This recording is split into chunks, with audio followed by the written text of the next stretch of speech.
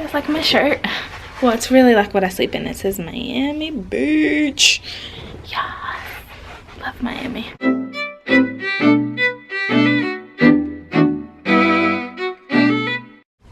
Okay, this was a video that I thought I needed to put up a little earlier because it's something that it's really important and I don't think it's talked enough about nor stressed enough about in training. And it's something that I look back now and I'm like, what in the world was I doing? Like, how? Okay, living away from your base and the process of finding a crash pad once you find out you're getting this job out of training.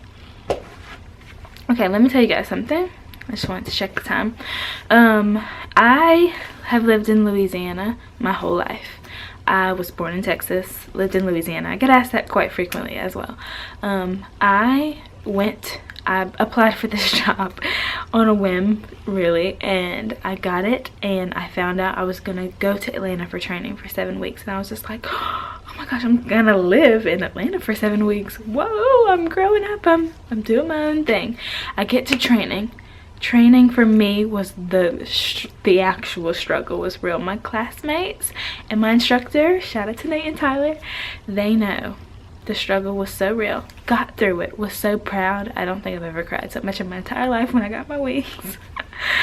Okay, I found out my base early on in training.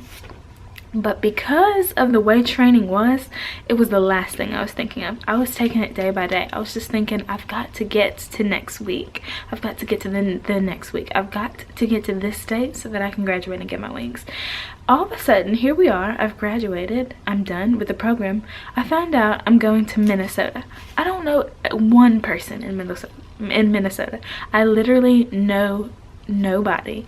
My whole saving grace, and in my head I'm like, all my classmates are going up here. We're all going up here together. We all are going to a city where we don't know anyone together.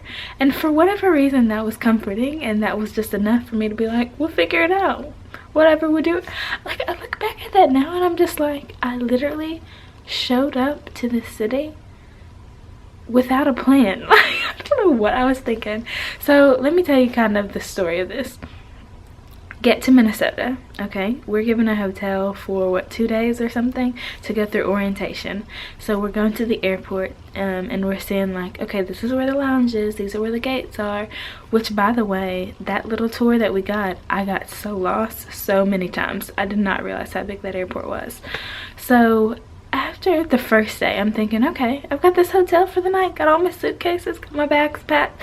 Then I'm thinking, wait a minute, in 2 days, I have after this 2 days is up of the hotel, then I start flying. So where am I gonna put my suitcase?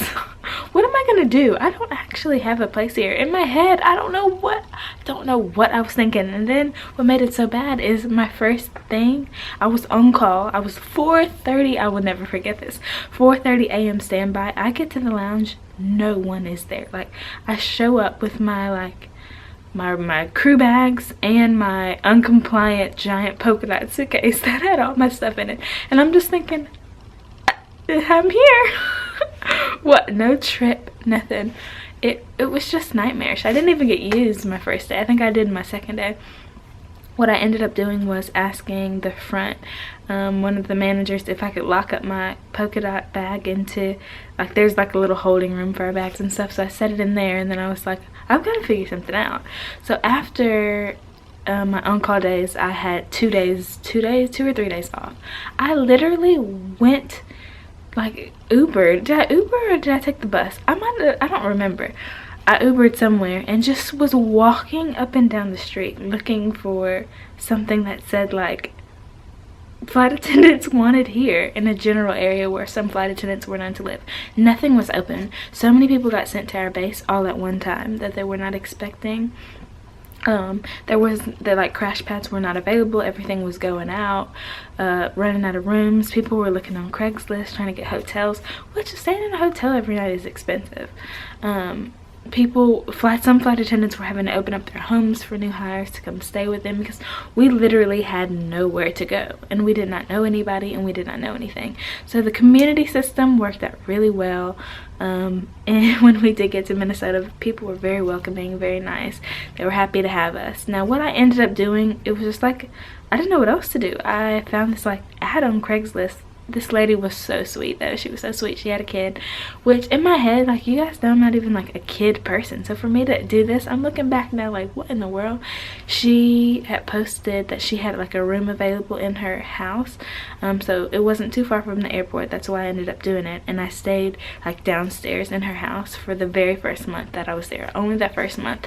And it was like $500. That was literally all the money that I had to my name. I was so broke because I was having an Uber from her house to the airport every single time that I had a trip. Plus I had to buy an air mattress and like sheets to go on it and some like toiletries and clothes that I needed for there. I was just so broke. Like, oh, it was disgusting how broke I was. But anyway, I stayed in her house for a month, $500, which I was thinking, oh my, that's so much money. Like, I can't pay this. Like, once I saw my first check too, I was like, there's no way I can come up with $500 a month. I'm gonna die. and all this is going on and I'm like not telling. I'm like, oh my god, I'm a flight attendant, so excited. What they don't know is that transition period is, the struggle is so real. You figuring out where you're gonna live, how you're gonna make ends meet, how you're gonna eat, how you're gonna get to and from the airport on time. Like, you're just like, is my cell phone bill paid? Like, what? Because you still have bills. So the second month I actually found an opening for a Crashpad. It was about 20 minutes, I believe, from the airport. It was a house situation.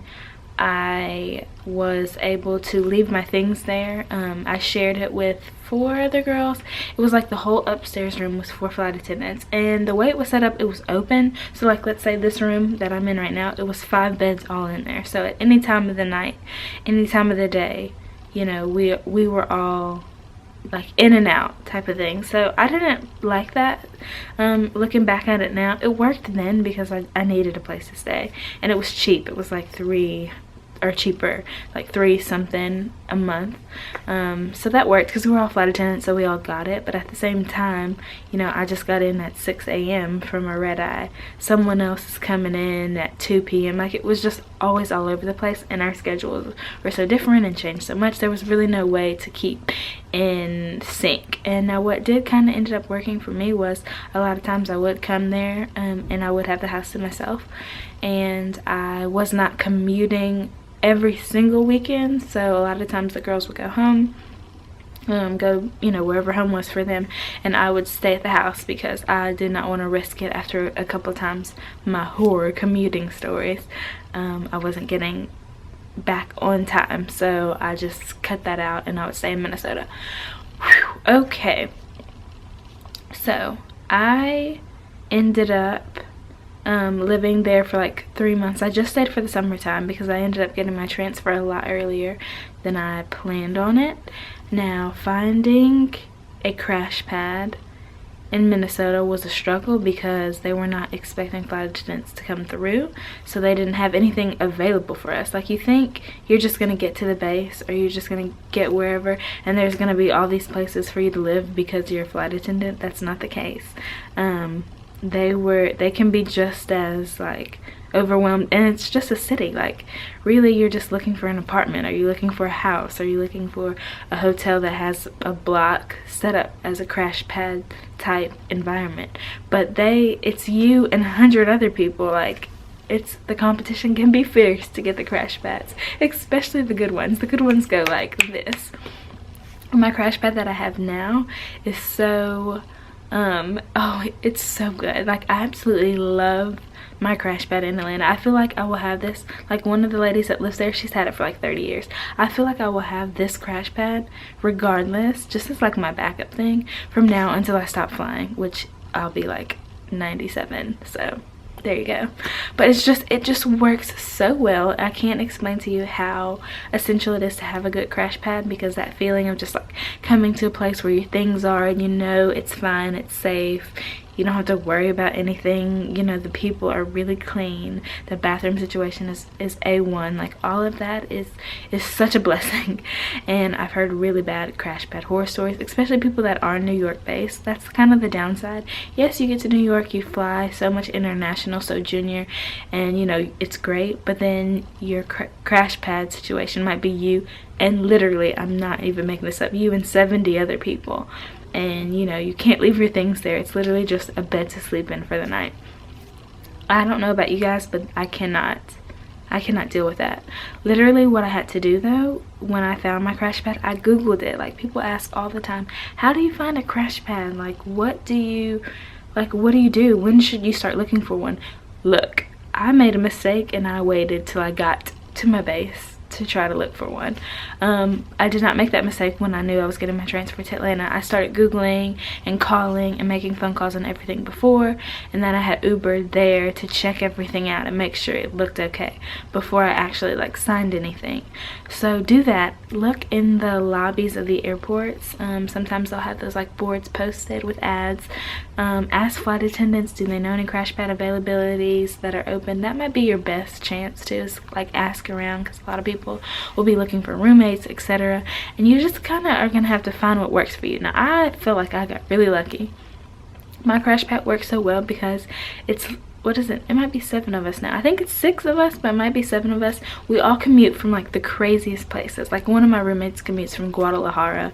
One of my roommates commutes from Hawaii. I never see them, so it's just, it's nice when I do, because it's like we can just catch up really quick, say whatever, how's your trips going, how's this, and you know, that's fine. But it's also really nice when you come to the house and you've got the house to yourself. I love having the house to myself. I do not need like someone to be there every single time I'm there. I like chill out and I'm kicking back and I'll cook and whatever. It's just nice.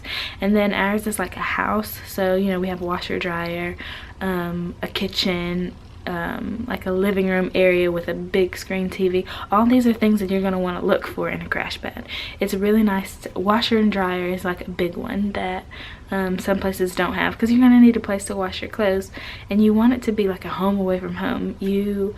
I can't get with the bed situation where it's like twin beds and then people just swap all the sheets off and one person sleeping there the next night, another person the next night, another person like, we have our own like little rooms that we go to. And now we do hot sheet, I guess is the phrase for it, but it's really not like that, because everyone kind of always goes to the same room and you just have your own little like room that everyone kind of, I don't know how to explain it with ours, but we just all kind of have our own section where we kind of know that that's our section without having to say that. And then really when you're there, it's kind of like you're alone. Like, I don't see my roommates very often, but when I do, everyone has their little place to go to where you're not overcrowded and someone's in your face and you can close the door and, you know, be on your laptop or whatever. So it really works well for me, but all Crashpads are not like this. So I really do strongly suggest trying to find one about, I would say give yourself a month before you're about to get out of training. And that seems like a long time, but start looking, actively looking, because it's going to be difficult, especially if you have a lot of people going to that base. It's not just you looking for it. I mean, they're looking as well. So it can be difficult. And look at these contracts, make sure you're signing something and you know exactly what you're signing, because there will be rules and stipulations on every single one, and all of them can be so different.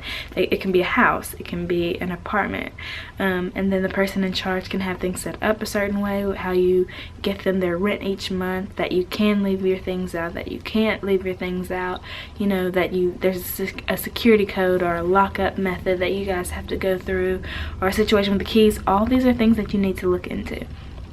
And there's really no like golden key or certain way. I can't just say go to crashpads.com and then there you go, you're welcome. It's not. It takes doing some research, and Google's gonna be your best friend. So yeah, that's pretty much, I think that was like a good summary of my Crashpad story. And you know, how that kind of works. Any questions though, feel free to leave it below. This is one of those situations though, I do find it difficult to answer Crashpad questions because I'm just like, it depends, it depends, it depends. It depends on where you're based, it depends on the people you're dealing with, it depends on your financial situation, you know, the setup that you want, whether you're committing or not. There's so many things that it depends on. So as much as I can say about it, it really, you know, I could say one thing and be bam, this is how it is, I think, and then you're going through the situation and you see how drastically different it is. So just keep that in mind, and when I'm answering these as well, just know that my answers, that's kind of why they might be the way that they are. But yeah, thank you guys so much for joining me, and I'll see you in my next one. Bye.